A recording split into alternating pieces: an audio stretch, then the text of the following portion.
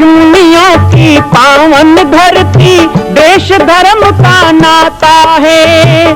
कहते सारे लोग यही है, वो हमारी माता है। जाग उठो ओ भारतवासी, जाग उठो ओ भारतवासी, गो पर छुरियां चलती है। बंद करो गो माँ की हत्या, सारी जनता कहती है। बंद करो गो माँ की हत्या, सारी जनता कहती है।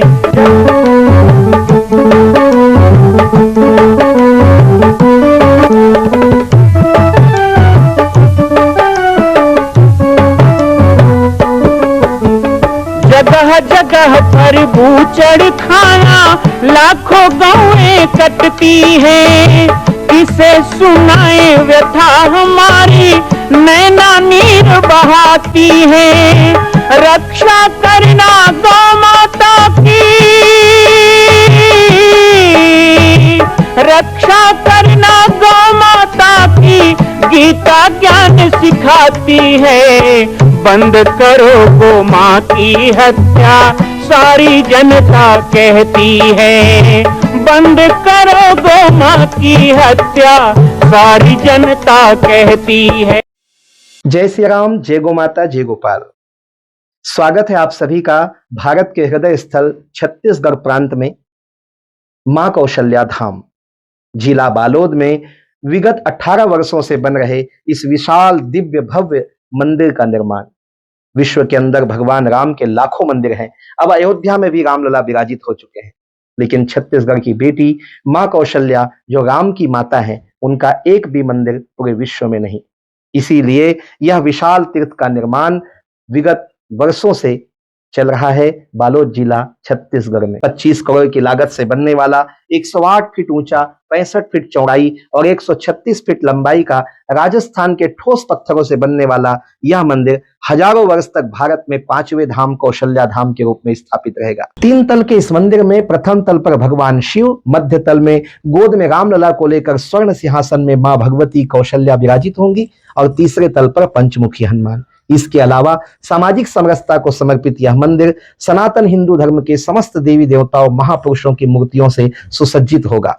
आप सब एक एक मूर्ति का संकल्प भी इस मंदिर के लिए कर सकते हैं। ध्यान रखिएगा, यह अवसर बार बार नहीं मिलेगा, क्योंकि 2026 में मां कौशल्या का दिव्य भव्य धाम स्थापित हो जाएगा। मां कौशल्या विराजित हो जाएगी। एक बार पुनः आप सबको निवेदन करूंगा, आइए, जुड़िए और सबको जोड़िए इस विशाल तीर्थ के निर्माण में। मैं राम बालक दास महात्यागी आप सभी को आह्वान करता हूं, संपूर्ण प्रदेश एवं देशवासियों को, कि जिस तरह रामलला के दिव्य भव्य मंदिर के लिए आप सब ने मुक्त हस्त से दान दिया है, इसी तरह मां कौशल्या के एकमात्र विश्व के प्रथम धाम के निर्माण में आप सभी मुक्त हस्त से दान दें। यह दान 3 आहुति के रूप में लिया जा रहा है। हम 1100, 1700, 5100, 11,000, 21,000, 1 लाख, उससे भी अधिक जो भी राशि करना चाहें 2025 और 26 के अंतर्गत 3 बार देने का संकल्प लेंगे। शिव पुराण की कथा में सृष्टि का प्रारंभ है।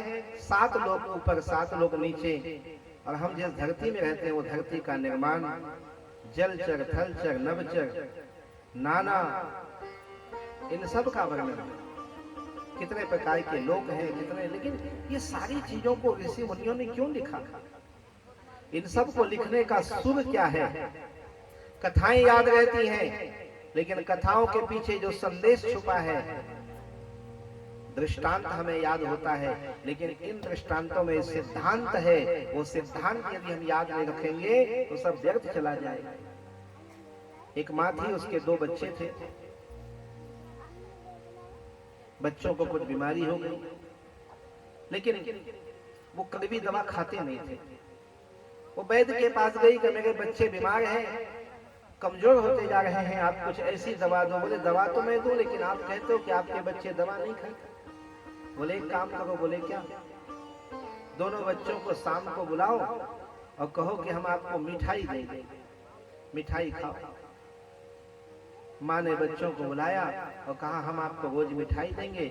शाम को मिठाई दी, सुबह मिठाई दी, और दूसरे दिन शाम को मिठाई के अंदर दवाई डाल दी। कहा मिठाई तो खाएंगे, मिठाई के साथ दवाई भी खा लेंगे, छोटी छोटी गोली कड़वी दवाई। दूसरे दिन बच्चे आए, शाम को 7 बजे फिर मिठाई मिली, सुबह 7 बजे फिर मिठाई मिली। माँ को लगा कि बच्चे ठीक हो रहे हैं, लेकिन एक बच्चा ठीक हो रहा था, एक बच्चा फिर भी कमजोर दिखाई दे रहा था। तो माँ ने दोनों बच्चों को पूछा कि हम आपको मिठाई देते हैं, आप खाते हो ना? तो जो ठीक हो रहा था उसने कहा माँ हम तो खाते हैं, लेकिन जो कमजोर था अभी भी उसने कहा माँ हम तो मिठाई खाते हैं लेकिन गुठलू फेंक देते हैं। माँ ने कहा मिठाई में गुठलू कहाँ से आ गई? बोले वो तो मैं भी सोच रहा हूँ, इतने दिन से नहीं थी, अब कहाँ से आ गया? जब हम केवल दृष्टांत को पकड़ते हुए चलेंगे और दृष्टांत में छुपे हुए सिद्धांत को भूल जाएंगे ना, तो समझ लो कि हमारी कथा व्यर्थ हो जाती है। जितने भी पुराण लिखे गए, शास्त्र लिखे गए, वेद लिखे गए, इन सब में एक सिद्धांत का निचोड़ है। भगवान शिव की कथा में तो कल्याणकारी उपक्रम बताए गए। कल्याण किनसे संबंध है शिव के? ये हमें बताता है कि हमारा संबंध सबसे होना चाहिए, सबसे मधुर संबंध। राम से कैसे संबंध है? जब माता पार्वती से विवाह के लिए संपूर्ण सृष्टि ने शिव पर दबाव बनाया, शिव तो लागी समाधि अखंड अपार। भगवान शिव ने सती के वियोग से पीड़ित होकर के ऐसी समाधि लगाई कि जिस समाधि का अनंत युगों तक अंत ना हो। देवताओं ने प्रयास किया, कामदेव को भेजा, कामदेव भी जल के भस्म हो गया। भगवान शिव ने पुनः समाधि लगा ली और उस समय ब्रह्मा विष्णु महेश सब देवी देवताओं की शक्ति जब समाप्त हो गई, तब कौन सामने आया? कहते हैं भगवान शिव के हृदय में, हृदय देश में स्वयं राम प्रकट हुए और धनुषधारी राम ने भगवान शिव से कहा, शिव मैं आपसे निवेदन करता हूं कि आप पार्वती से विवाह करो। यदि शिव पार्वती का मिलन हुआ और सृष्टि का अंत बचा, तो वो केवल भगवान राम के कारण। राम से शिव का प्रेम कितना है? अगाध प्रेम। भगवान शिव का कृष्ण से बड़ा प्रेम है। हम भागवत की कथा में भी सुनते हैं, अभी भजन गाने वाले गा रहे थे, एक दिन वो भोले भंडारी बन करके ब्रजनारी गोकुल में आ गए। भगवान शिव कितना प्रेम करते हैं कृष्ण से, गोकुल में आ जाते हैं। कृष्ण की रास लीला को देखने के लिए इतने व्यथित हो जाते हैं कि स्त्री का रूप धारण कर दिया। आज भी हम वृंदावन जाते हैं तो गोपेश्वर महादेव का मंदिर है, शिव के अनंत मंदिर है ना, अनंत धाम। हमारे छत्तीसगढ़ प्रांत में भगवान शिव के 21 ज्योतिर्लिंग है। ज्योतिर्लिंग का मतलब 12 ज्योतिर्लिंग भारत में है, लेकिन स्वयंभू शिवलिंग की बात हम करें तो महानदी के तट पर 21 शिवलिंग है, जिनको किसी ने बनाया नहीं, वो स्वयंभू है। बड़ी खोज के बाद यह निष्कर्ष निकला कि महाराष्ट्र की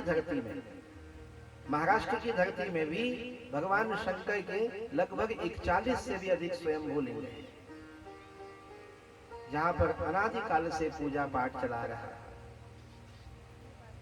वैसे तो महाराष्ट्र की धरती धन्य है कि 12 ज्योतिर्लिंग में यहाँ पर सबसे अधिक शिवलिंग की स्थापना है, और इसलिए इसे महाराष्ट्र कहा जाता है। ये कोई छोटा महाराष्ट्र है, शिव की धरती है, शिव भूमि है। तो भगवान शंकर के बहुत मंदिर हैं, लेकिन इतने मंदिरों में कहीं पर भी जो श्रृंगार होता है बाबा का, कहीं भस्म से होता है, कहीं बेलपत्री से होता है, कहीं नारियल से होता है, कहीं पर सर्प से होता है, कहीं पर अलग अलग चीजों से शिव का श्रृंगार बताया। लेकिन पूरे ब्रह्मांड में यदि कहें, पूरे धरती में कहें, कहीं बाबा शिव का श्रृंगार स्त्री रूप में होता हो, मातृ रूप में होता हो, तो वृंदावन का गोपेश्वर मंदिर है। वहां आज भी शिव का श्रृंगार गोपी की तरह होता है, उसे गोपेश्वर महादेव कहते हैं। ये कृष्ण प्रेम की अनंत व्याख्या है। भगवान शिव और कृष्ण के लीला चरित्र को कई तरह से गाया गया। कई कवियों ने अलग अलग गाया। कम ऋषि हुए, कम ऋषि ने कृष्ण शिव चरित्र को कृष्ण सखाम तुम शिवा कहा गया। भगवान शिव कौन है? कृष्ण सखा है।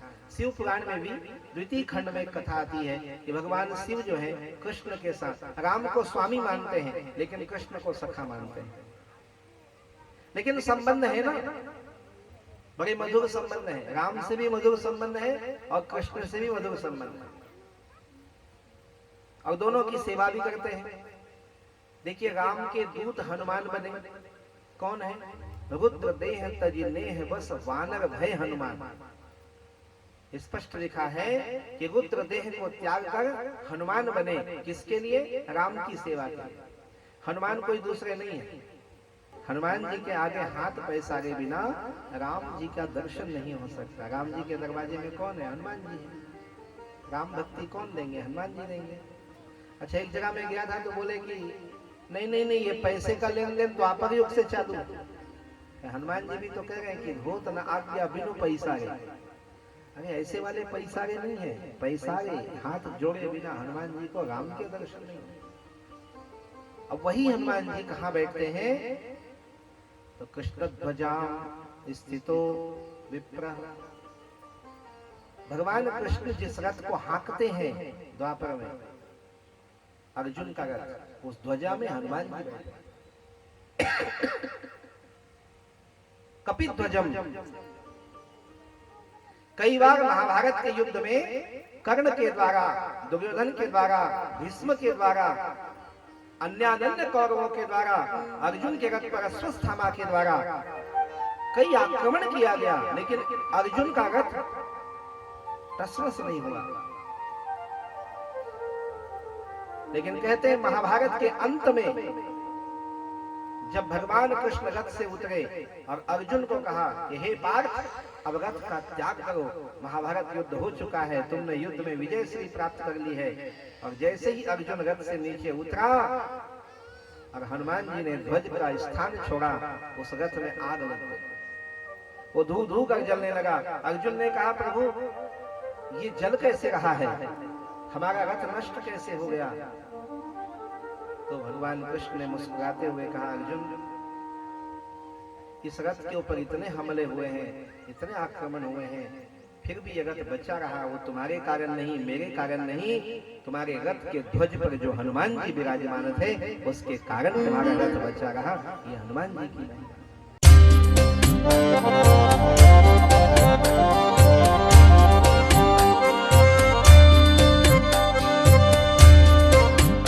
मां कौशल्या के धाम का निर्माण प्रारंभ हो चुका है, अब 2026 में पूर्ण होने वाला है।